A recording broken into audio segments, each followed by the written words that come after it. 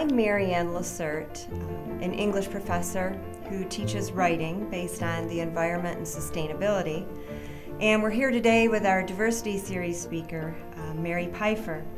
We're going to be talking about her most recent book, The Green Boat, Reviving Ourselves in Our Capsized Culture.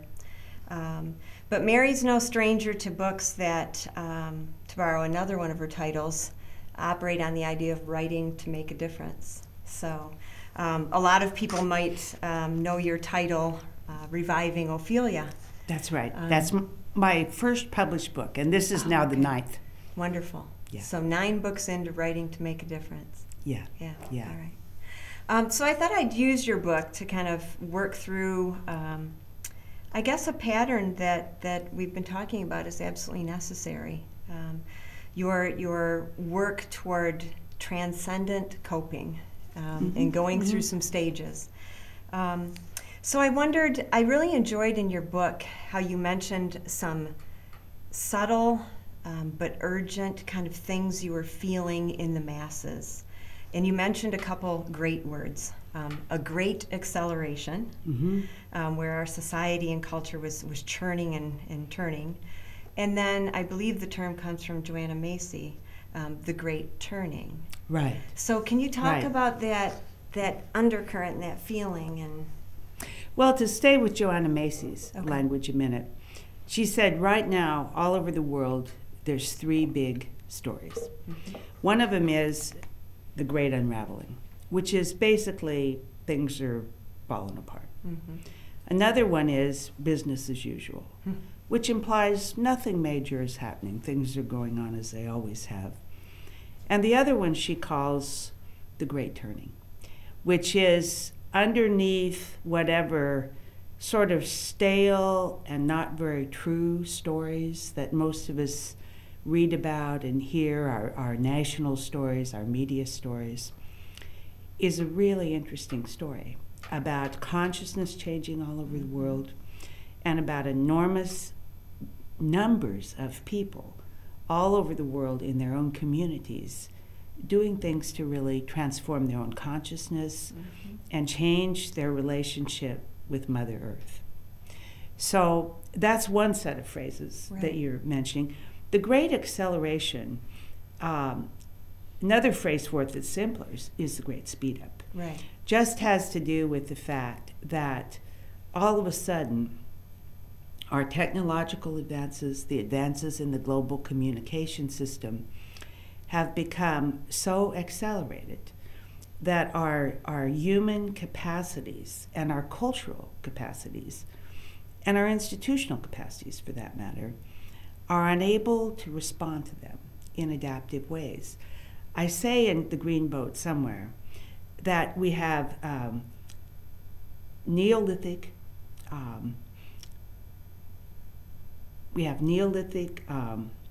ways of responding to the world. We have medieval institutions, and we have 21st century technology. Right. And it's a very bad mix in terms of allowing us to respond adaptively to the situations we're in. I mean, just to take a very simple example, drone technology has far outpaced anybody's idea of how to handle it. Right. And but that's just one example. In the book, I tell a story about my little grandson and I were talking about all the things that didn't exist when I was a girl. And I was saying we didn't have computers, we didn't have cell phones, we didn't have global positioning systems for our automobiles, we didn't have blenders, we didn't have all kinds of devices we have now.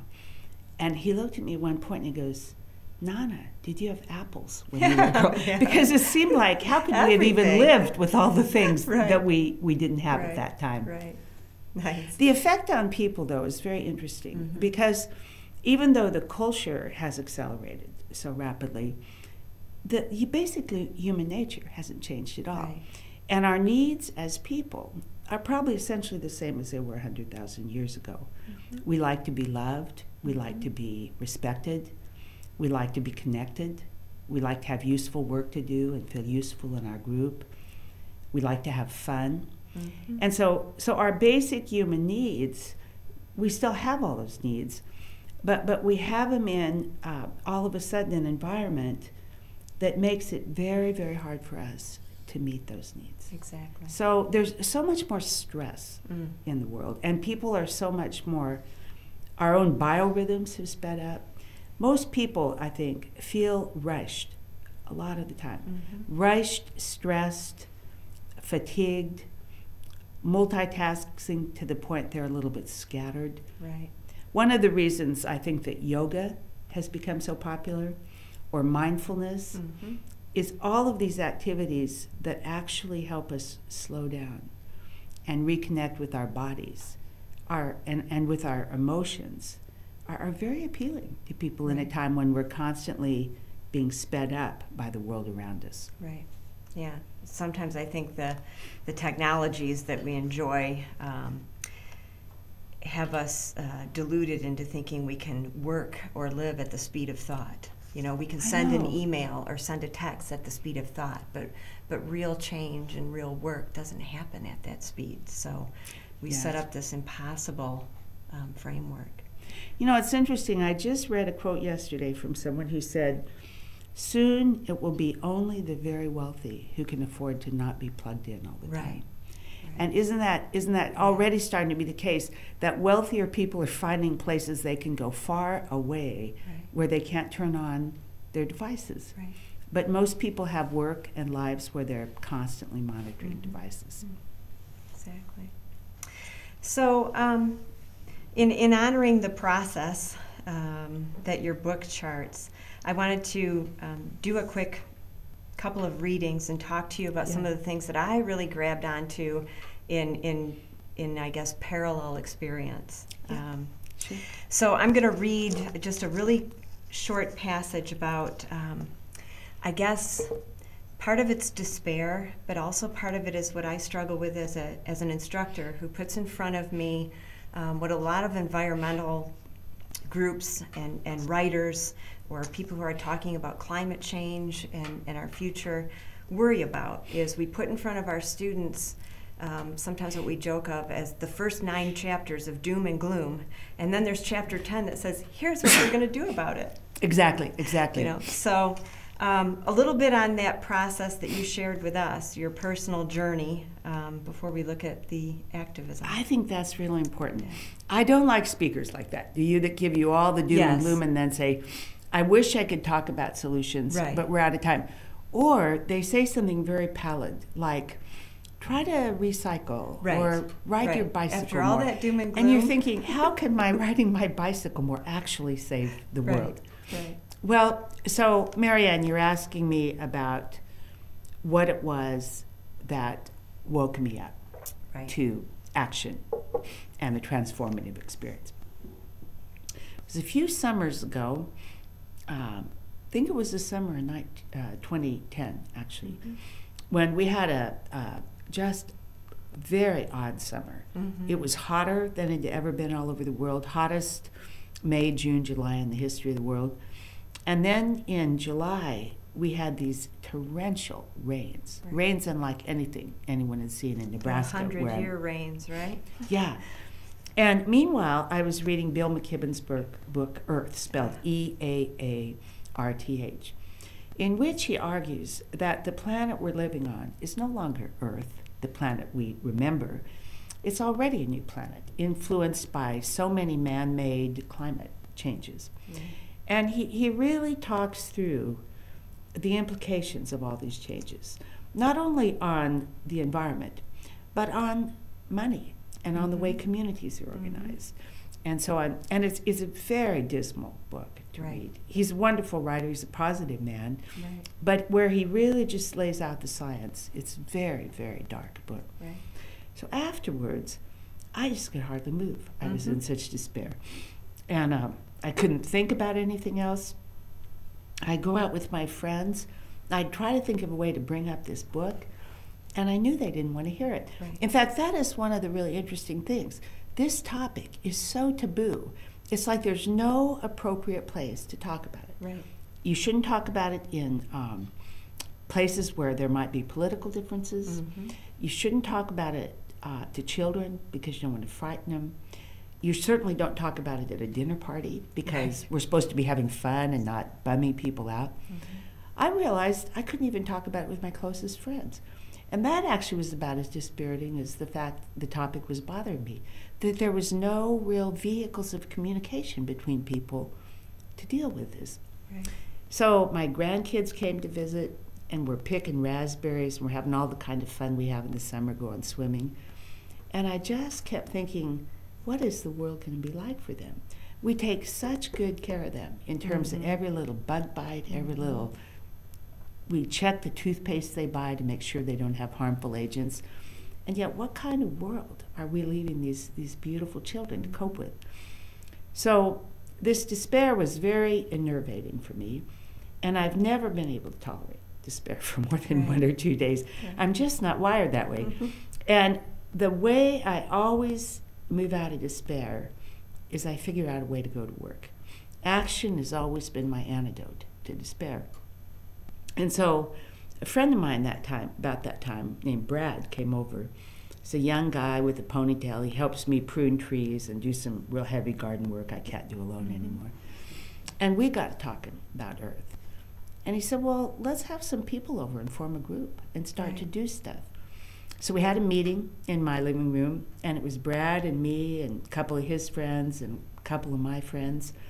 And I'd been thinking about how to have this meeting because people are busy. I didn't want a gloom and doom meeting.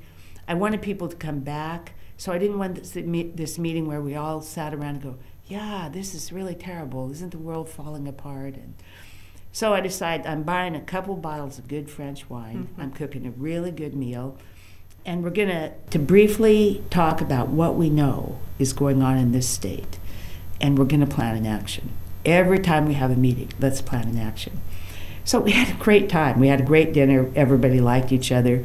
We started just exchanging information about what we knew were the issues in our state. We have water issues. We have issues with things like hog confinement places. We have a high rate of Parkinson's from pesticide runoff. We have biodiversity issues and issues around bees and monarchs like most places do. But then we hit on the Keystone XL pipeline. And that was a really important issue because in our state, and one of the reasons Nebraska's been a leader in this fight against the Keystone XL, is we have the Ogallala Aquifer, which supplies water to about 40% of this country. Fresh water, beautiful fresh water. It's the lifeblood of our state's economy. Our state is farmers and ranchers. They need water. You can't feed bottled water to a cow, you know. And also, the aquifer is right under our fragile sandhills. It's a very delicate ecosystem. So anybody who lives in Nebraska and understands the ecology of our state realizes you put, there's no oil pipelines going through the sandhills at all. There's a reason for that. It's too fragile. They've never even considered doing something like this before. But TransCanada was going to do this pipeline on the cheap. They didn't even bother studying the ecology of the area. And we realized immediately the implications of this. So we decided, well, let's have another meeting in a week. Let's invite some more people. Right away, we started having pretty heavy hitters come. Sierra Club, Audubon, Nebraska. A woman from western Nebraska called Jane Clabb, who organized a group called Bold Nebraska that's been very powerful in fighting the Keystone. And at first it seemed like it was kind of urban progressives, but one of the things that really surprised us early on was our first allies in this were Western farmers and ranchers, very conservative people. And that shocked the heck out of us because we never work with them as an alliance group. We're usually very divided on most causes. But it turns out they have about as much interest in clean water and protecting the ranching areas in the sandhills as we did. So we started having all kinds of activities all across our state. And our general guidelines for these activities were, they were fun, they were never political, we didn't use political language, as Randy Thompson. We chose a guy that looks like John Wayne. Farmer, big cowboy hat, big belt buckle. Used to run an auction barn in our state, Randy Thompson. One of his sayings was, there's no blue water, there's no red water, there's clean water, there's dirty water. Right. This in the political issue. So we'd have education forums, we'd have potlucks, we'd have tractor pulls at county fairs, we'd have people walking around farmers market, leafleting and talking about the issues. We had poetry readings. We had a great big water festival across our state. And we got more and more people. We really started to have what I call in the book the whoosh factor, where people ignited other people, formed their own little groups. And before we knew it, we had enough power in our state that we really started to influence politics. One of the reasons all this grassroots action happened, by the way, is the politicians weren't doing a darn thing. They were utterly in the pockets of TransCanada, with a few exceptions, of course, and they were utterly unresponsive to the people of our state. And a lot of people were frustrated by that. They never experienced before that no matter how many citizens wanted something to happen, nothing would happen, because there'd been a lot of backroom deals around TransCanada. Right. So that was a really good incentive to get people to consider other actions. We never called ourselves in any way radicals. Nebraskans like really polite, friendly, well-behaved people. We never broke the law. In fact, we came up with a lot of really fun new tactics. Like one of our tactics was I formed a group with some other women called the Apple Pie Brigade. And we'd take cinnamon rolls and apple pie to our governor and write him thank you in advance letters for doing the right thing. And we'd have wildflower drops at our state capitol and all the legislators' offices.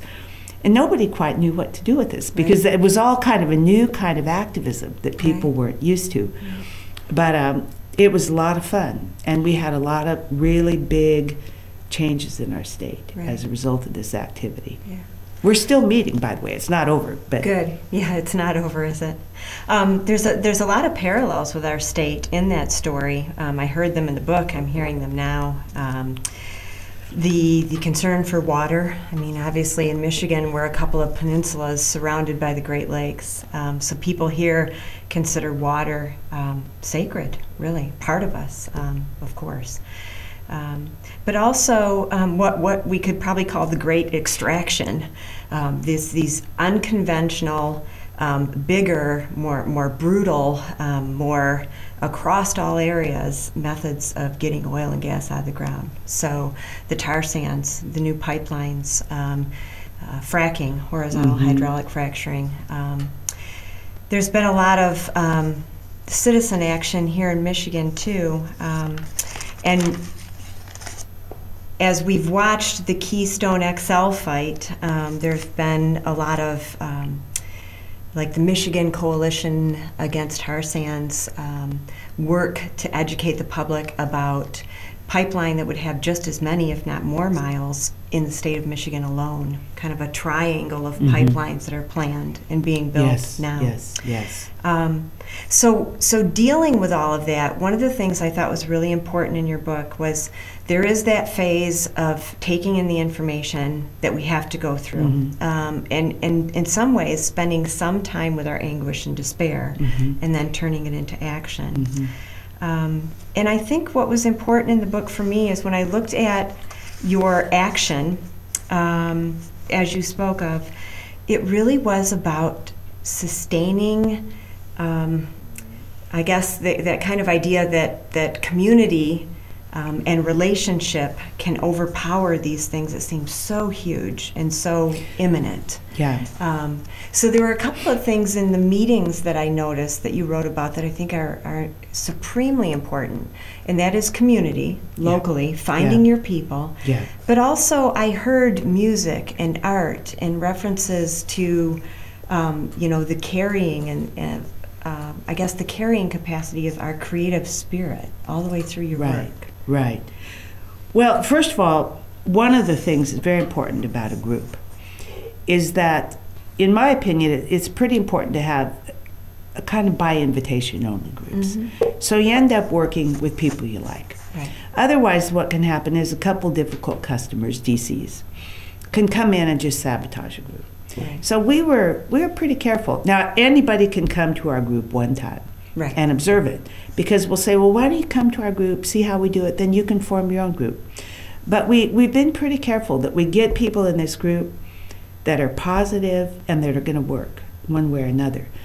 Another thing is, Margaret Mead said, the ideal society is one that finds a place for every human gift. And I think you can say that about the ideal group, too. That whatever your skill is, whatever your gift is, a group is going to find a way to use it. Now, a lot of young people, they come out of the do-it-yourself, the DIY movement. And what they love to do is art and music. We've got one guy who runs a little coffee house, and he shows movies that he thinks are really of importance to the culture in his little coffee house. He's now organized a music series. My husband, Jim, had a wonderful experience. He wrote this song that we use in our state. It's based on This Land Is Your Land, but it's adapted to the pipeline. Just this summer, Neil Young and Willie Nelson came back, and they sang it in a cornfield. They sang in a cornfield out along the pipeline route out in western Nebraska, where one farmer had planted some sacred corn of the Ponca. And they were on stage singing together with all these Nebraskans. Wonderful. This Land Is Your Land adapted for the pipeline. But we've really encouraged people, do what you love to do. There's plenty of work. So figure out what you love to do and do well. We've got one woman, her specialty is baking pies. And I cannot tell you how much leverage you can get with a fresh, hot apple pie. We took one of those pies down to a Lincoln Electric System board meeting, and we took pie OUs. We gave the first one to the board president. But we said, we appreciate the work you're doing to get us off coal and to get us on cleaner energy. And we've got a pie OU for all of you. And if you keep it up, we'll bring pie next year. I think we got more social change on that board through those pies than through all the testimony up till that point. It was really good. Another interesting thing that's happened in Nebraska, I don't know if it's going on up here, but another group of people that's gotten very engaged are our Native Americans. Oh, absolutely. And we formed now a national alliance called CIA, Cowboy and Indian Alliance. And when Jim was out at this farm in western Nebraska, they had Native people coming from all over the Great Plains to this. There was sacred corn, they had teepees that they had, and they'd painted them with, for example, one teepee had a black snake around the bottom of it to represent the pipeline, evil-looking black snake. But for the first time, we've had these Western farmers and ranchers working together with natives. And that has been such a beautiful thing to see in the West after this long history of misunderstanding and animosity. Yeah, it reminds me in the book, there's a moment where you talk about a rancher who basically says, I'm not an environmentalist, but there comes a time when enough is enough. That expression of enough is enough to unite us. That's right. Regardless of our differences. That's right. Yeah. So here in Michigan, again, much the same story. You talked about in your book, and you talked about it in this interview, about, I guess, the collusion, the corruption, the buying off, the not representing the people that you saw in your political leaders, but also in your agencies that are supposed to protect us. We've seen some of that in Michigan too. One of the things that I became involved in as a writer is attending some oil and gas leasing auctions here in the state. And with the great extraction, of course, and the fact that easy to get to oil and gas isn't available anymore, and now these methods include things like fracking. A lot of people around the state came together.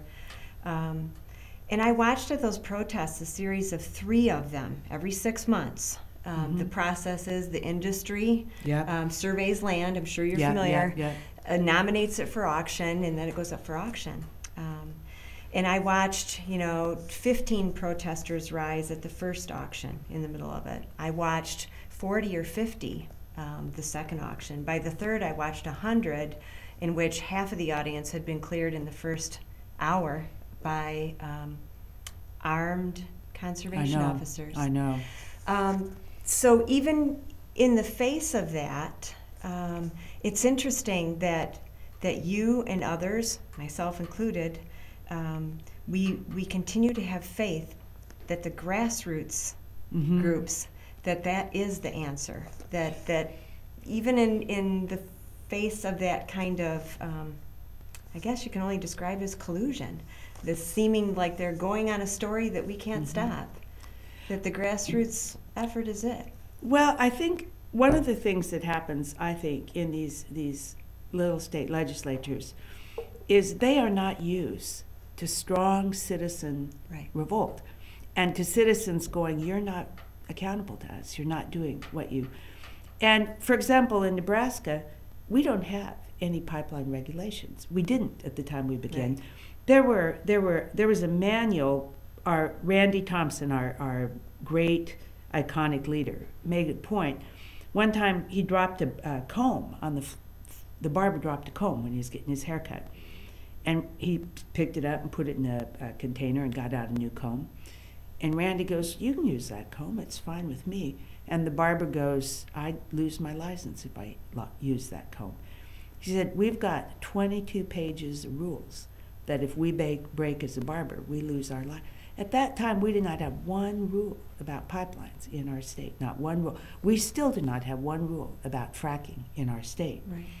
But what happens is the TransCanada, the other big companies, they come in, they spent over $40,000 a year per legislature reported money. There's all kinds of other under-table money.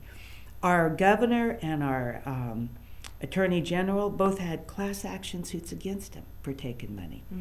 There was a guy who introduced an unconstitutional bill, terrible bill, that was basically gave our state away to the oil industry. This guy is totally in cahoots with the oil industry. He's given them all kinds of special favors. I went to a hearing, Jim Smith is his name. Jim Smith got up to introduce this legislation in a hearing. He didn't know what was in it. When he started getting a few questions, he deferred to the head of TransCanada to answer the questions. Right. Then they started asking this guy the questions. He didn't know what was in it either. He referred to the lawyer. Turns out the person who wrote the legislation for the state of Nebraska was TransCanada's lawyer.